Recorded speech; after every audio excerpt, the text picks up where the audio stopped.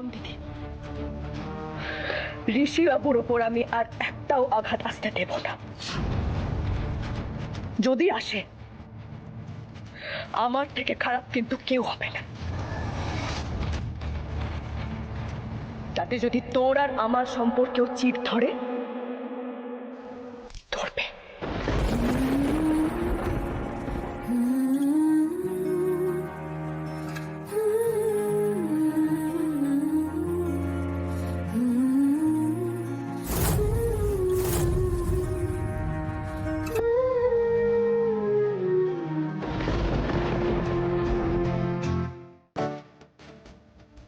বাহ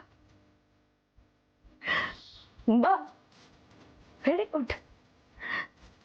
এই তো বাবা মাকে প্রমিস করেছিলিস আমাকে ছেড়ে দিবি,